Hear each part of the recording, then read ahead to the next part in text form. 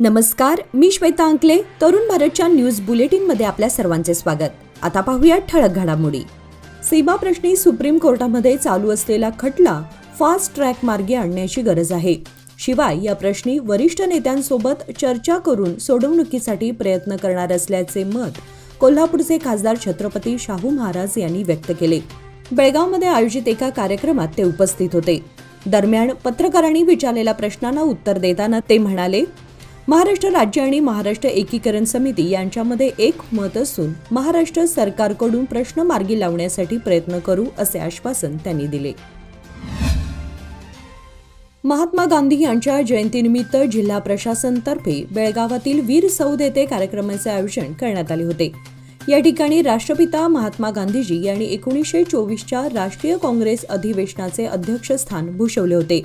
यावेळी महापौर सविता कांबळे, उपमहापौर आनंद चव्हाण, आमदार आसिफ सेठ, महानगरपालिका आयुक्त अशोक दुडगुंटी, जिल्हा पोलीस अधीक्षक भीमाशंकर गुळेद, शहर पोलीस आयुक्त याडा मार्टिन आदी मान्यवरांनी महात्मा गांधी यांच्या प्रतिमेला पुष्पहार अर्पण करून अभिवंदन केले. त्यानंतर जिल्हा पोलीस अधीक्षक डॉक्टर भीमाशंकर गुळेद यांनी स्वराज्य, सुराज्य व स्वच्छ सुंदर भारत निर्माण करण्याची शपथ घेतली. राष्ट्रीय काँग्रेसचे अधिवेशन बेळगावात झाले याचा आपल्याला अभिमान आहे असे मत आमदार आसिफ सेठ यांनी व्यक्त केले. इथूनच स्वातंत्र्याचा लढा अधिक तीव्र झाला. देशासाठी ज्यांनी बलिदान दिले त्यांचे नेहमी स्मरण ठेवावे. बेळगावात अधिवेशन काळामध्ये विशेष कार्यक्रम घेणार असल्याचे त्यांनी सांगितले. यावेळी विविध प्रशासकीय अधिकारी उपस्थित होते. बेळगावचे ज्येष्ठ गांधीवादी विचारवंत, स्वातंत्र्य सेनानी व संयुक्त महाराष्ट्र चळवळीतील एक नेते कॉम्रेड कृष्णा मेनसे यांना महात्मा गांधी विचार मंच गडहिंग्लज, जिल्हा कोल्हापूर यांच्या वतीने आज बुधवार महात्मा गांधी विचार गौरव पुरस्कार प्रदान करून गौरवण्यात आले. बेळगाव येथील ज्योती महाविद्यालयाच्या सभागृहात सदर सत्कार समारंभ पार पडला. या समारंभाच्या केंद्रस्थानी उपस्थित कोल्हापूरचे खासदार छत्रपती शाहू महाराज होते.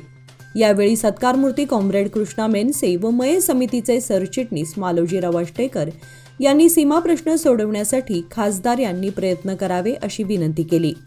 यावेळी स्वागतासाठी सीमा भागातील मराठी जनता तसेच मध्यवर्ती महाराष्ट्र एकीकरण समितीचे पदाधिकारी, सदस्य व कार्यकर्ते मोठ्या संख्येने उपस्थित होते. सद्गुरू माता सुदीक्षाजी महाराज यांच्या पवित्र आशीर्वादाने आज बुधवारी संत निरंकारी मिशनची सामाजिक शाखा संत निरंकारी चॅरिटेबल फाउंडेशनद्वारा मेगा रक्तदान शिबिर पार पडले. बेळगाव शहरातील कॅम्प येथील मुख्य कार्यालयात आयोजित केलेल्या शिबिरामध्ये बेळगाव, निपाणी, सौदलगा, रायबाग, खानापूर येथील जवळपास 200हून अधिक संत निरंकारी मिशनच्या अनुयायांनी निस्वार्थीपणे रक्तदान केले. रक्त संकलनासाठी केएलई हॉस्पिटलचे सहकार्य लाभले. या शिबिराचे उद्घाटन निरंकारी मिशन बेंगलोरचे झोनल इन्चार्ज सुनील रातराजी यांच्या शुभ हस्ते संपन्न झाले. यावेळी तरुण भारतशी बोलताना ते म्हणाले की रक्ताला पर्याय नाही. रक्तदान ही सर्वात मोठी मानवसेवा आहे आणि ती पूर्ण करण्यासाठी बेळगाव झोनमध्ये मिशनद्वारा रक्तदान शिबिरे आयोजित केली जातात. एकाचे रक्त दुसऱ्याला दिल्यामुळे तो आपला रक्ताचा भाऊ होतो. त्यामुळे प्रत्येकाने सर्वांशी नम्रतेने वागायचे असे त्यांनी सांगितले. खानापूर तालुक्यातील लोंढा वनक्षेत्राच्या विभागातील मोहिते शेत या ठिकाणी खवल्या मांजराची तस्करी करून विकण्यात येत असताना दोघांना धोंडा वनक्षेत्राच्या अधिकाऱ्यांनी ताब्यात घेतले. खवले मांजर विकण्याचा प्रयत्न सुरू असल्याची माहिती मिळाली होती. लोंढा वनक्षेत्रातील कर्मचाऱ्यांनी गेल्या 2 दिवसांपासून सतर्क होते. खानापूर विभागाचे वनाधिकारी सुनीता निंबर्गी यांच्या मार्गदर्शनाखाली लोंढा विभागाचे आरएफ यांच्या नेतृत्वाखाली ही कारवाई करण्यात आली. एकूण 4 जण होते, मात्र त्यातील 2 जण जंगलामध्ये पळून जाण्यात यशस्वी आले तर दोघांना ताब्यात घेण्यात आलं आहे. खवले मांजरही ताब्यात घेण्यात आलं असून ताब्यात घेतलेल्या दोघांची कसून चौकशी करण्यात येत आहे. यामागे आंतरराष्ट्रीय तस्करांचा हात असल्याचा संशय सुनीता निंबर्गी यांनी पत्रकारांशी बोलताना व्यक्त केला. संकेश्वर जेवर्गी राज्य महामार्गाजवळ एका प्रसिद्ध व्यावसायिकाचा मृतदेह कारमध्ये जळलेल्या अवस्थेत आढळून आला. चिक्कोडी येथील सुप्रसिद्ध ग्रॅनाइट व्यापारी फैरोज बडगावी वय 40 असं त्यांचं नाव आहे. जैनापूर गावाच्या हद्दीमध्ये आज बुधवारी त्यांच्या कारमध्ये पूर्णपणे जळालेल्या अवस्थेत सापडले. आगीमध्ये कार पूर्णपणे जळून खाक झाली असून चालकाच्या सीटवर असलेला व्यक्ती पूर्णपणे जळाला आहे. सदर घटना मंगळवारी रात्री उशिरा घडली असावी असा संशय व्यक्त करण्यात येतोय. या कारला राज्य महामार्गावर आग लागल्याचा संशय व्यक्त केला जात असून बुधवारी दुपारी फॉरेन्सिक सायन्स लॅबोरेटरीच्या कर्मचाऱ्यांनी भेट देऊन कारची तपासणी केली. चिक्कोडी पोलिसांनी घटनास्थळी धाव घेऊन तपास सुरू केलाय. बेळगाव जिल्ह्यातील कित्तूर येथे 8व्या कित्तूर विजय उत्सव 23, 24 आणि 25 ऑक्टोबर रोजी साजरा करण्याची घोषणा आज मुख्यमंत्री सिद्धरामय्या यांनी केली.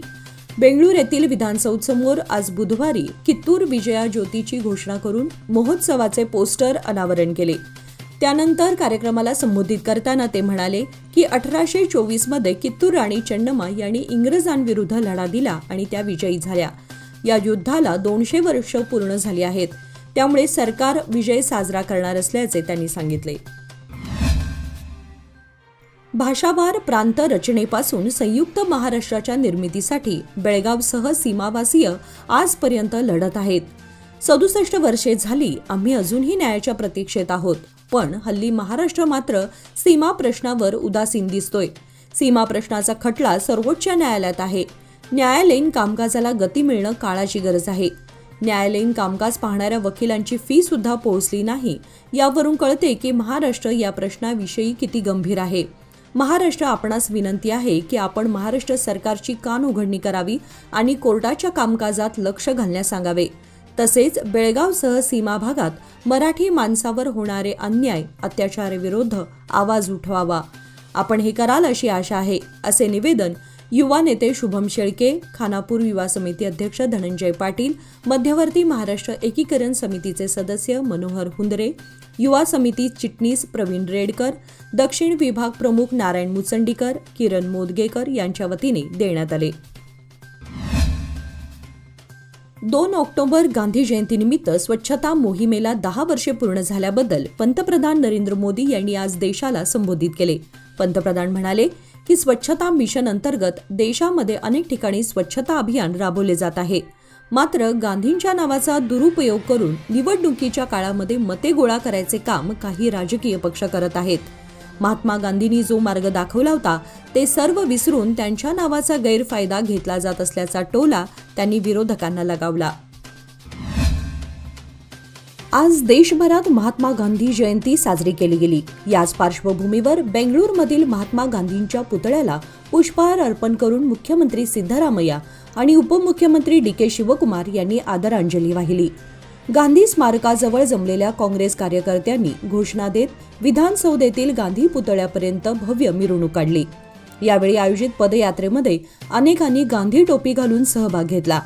यावेळी बोलताना डीसीएम डी.के. शिवकुमार म्हणाले की महात्मा गांधी 1924 मध्ये बेळगाव येथे झालेल्या AICC अधिवेशनात सहभागी झाले होते. तिथून त्यांनी स्वातंत्र्य लढ्याचा बिगुल वाजवला. यंदा अधिवेशनाला 100 वर्षे पूर्ण होत असून अधिवेशनाच्या शतक महोत्सवानिमित्त सरकार पुढील 1 वर्षासाठी नाविन्यपूर्ण कार्यक्रम राबवणार आहे. जीवनामध्ये आनंद मिळवायचा असेल तर ज्येष्ठांनी तरुण पिढीला समजून घेऊन आणि तरुण पिढीने ज्येष्ठांच्या अनुभवाचा उपयोग करून घेत समन्वय साधत वाटचाल केली पाहिजे.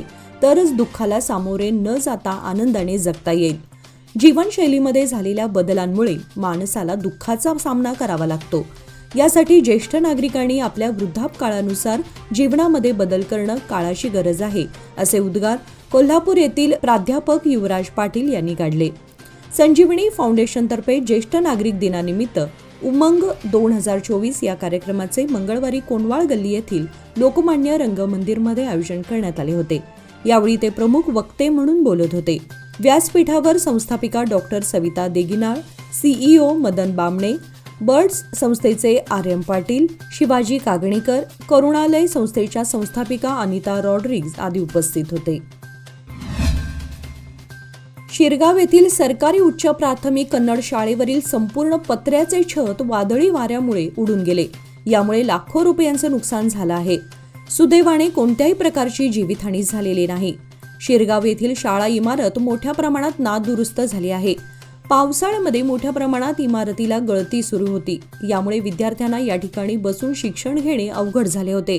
त्यासाठी शासनाकडून मंजूर करण्यात आलेल्या निधीतून व देणगीदारांच्या देणगीतून सरकारी उच्च प्राथमिक कन्नड शाळेच्या इमारतीवर लाखो रुपयांचे खर्च करून पत्र्याचे छत उभारण्यात आले होते. पण सोमवार दिनांक 30 रोजी सायंकाळी शिरगाव व परिसरामध्ये मोठ्या प्रमाणात वादळी वाऱ्यासह आणि विजेच्या प्रचंड कडकडाटासह मुसळधार पावसाने हजेरी लावली. यामुळे परिसरात मोठ्या प्रमाणात झाडे उन्मळून पडणे, घरावरील कौले, छत उडून जाणे असे प्रकार घडले. याचवेळी शाळेवर घालण्यात आलेले पत्र्याचे छत संपूर्णतः वाऱ्याने उडून इतरत्र पडले आहे. हेस्कॉमकडून शुक्रवारी दिनांक 4 रोजी दुरुस्तीचे काम हाती घेणार असल्याने बेळगाव तालुक्यात सकाळी 9 ते सायंकाळी 6 या वेळेमध्ये वीज पुरवठा खंडित करण्यात येणार आहे, असे हेस्कॉमने कळवले आहे. उचगाव, बिजगर्णी, बोकमूर, कावळेवाडी, येळेबैल, बाखणूर, बेळगुंदी, बसुर्ते, बेक्किनकेरे, सुळगा, तुरमुरी, कोनेवाडी, बाची या गावामध्ये दिवसभर वीज पुरवठा खंडित केला जाणार आहे. ग्राहकांनी सहकार्य करावे असे आवाहन करण्यात आले आहे. याचबरोबर आजचे बातमीपत्र इथे संपले. अधिक माहिती आणि ताज्या घडामोडींसाठी पाहत रहा तरुण भारत न्यूज चॅनल. तसेच आमच्या चॅनलला लाईक, शेअर आणि सबस्क्राईब करायला विसरू नका. आणि विश्वासार्ह बातम्यांसाठी दररोज वाचा दैनिक तरुण भारत. धन्यवाद.